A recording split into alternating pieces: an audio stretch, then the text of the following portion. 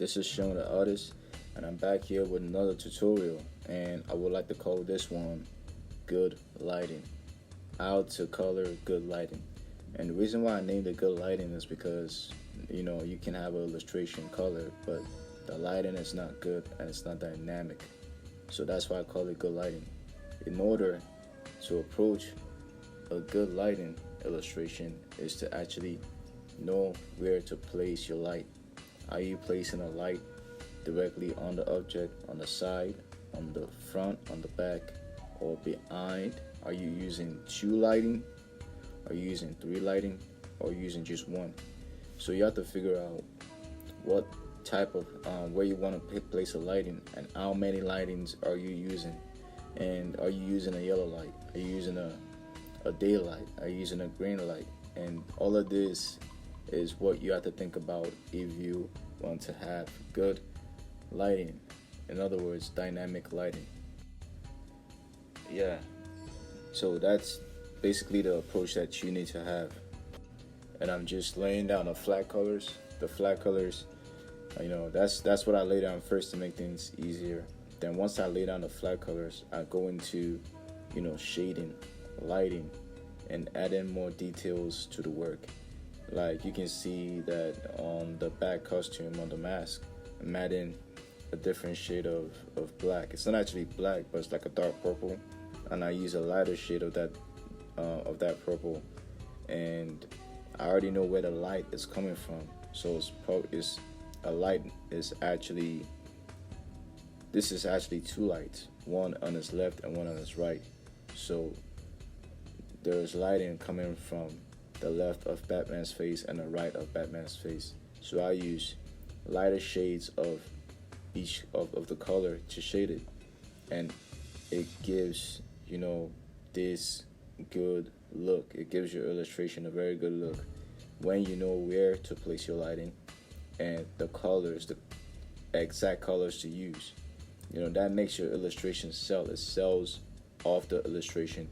Once you already picked where the light is gonna be, how many lights you are using, and you have to know how to shade light. You have to understand how light bounces on an object, where you put the darker values, where you put the lighter values. You understand, and that will really make coloring very natural. It will make coloring come so natural to you, like breathing. You really need to understand lighting if you wanna, pull it off. If you wanna create a really great illustration that just knocks it out, that just knocks it off. You really need to understand lighting, because that is the key to you coloring the right way. And another thing is to actually look at movies and look at animated series and see, like screenshot each scene and just visualize and just take your time to observe the picture or the screenshot, and you will notice a lot of things. The reason why this works is because anything that you see in a movie is already screened, is already polished. The directors already know the exact colors that they want to use for each scene. So each scene is already lit dynamically.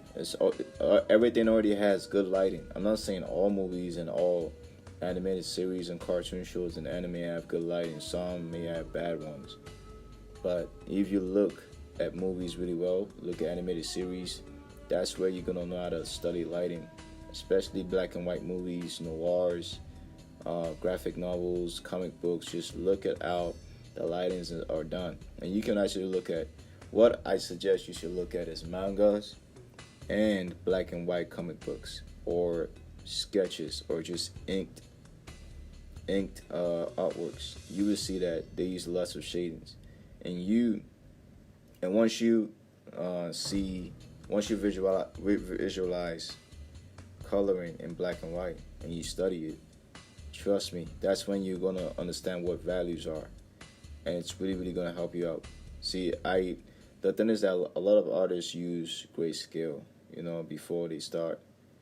They say grayscale is gonna make things easier for you. But if you know how to put, if you know where to put the light, and you understand colors, you really don't need to use grayscale. I lie to you not. I don't rely on grayscale, but if using grayscales work for you, then just do it. Try it, because lighting is different for everybody. Every artist have their own way of lighting. Everybody has their own way of doing things. Some artists don't use inks. Some artists don't use grayscale. Some artists don't use too much color. Some artists use little to no color. Some artists use flat colors only. So just use whatever works for you. You understand?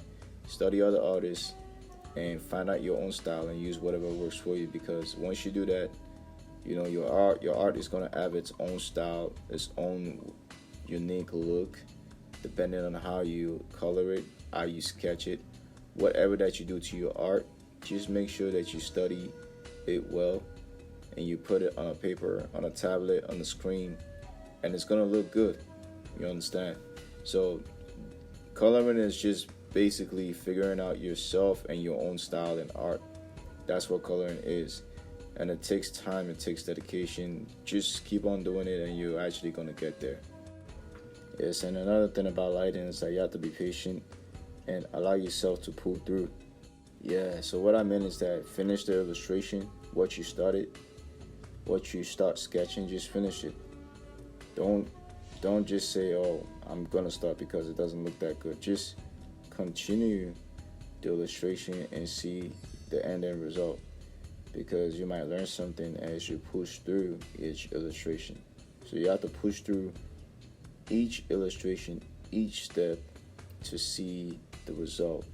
The more you do this right, the better you are actually going to get, and you're going to actually be a faster, more efficient artist when it comes to coloring. You understand? So yeah, I'm just repeating my steps. So what I do is lay down the flat colors. Then after that, I will just figure out where the light is coming from and how many light bulbs I'm using. I call it light bulbs because it makes it easy. I'm just imagining there are like light bulbs around the object that I'm drawing. So as you can see, I'm laying down the flat colors. Then I'm choosing where to put the light and how many light I am using. And that technique always works. So right here, the light is actually coming from two places: the back of his left face, and on his right, a light is directly there.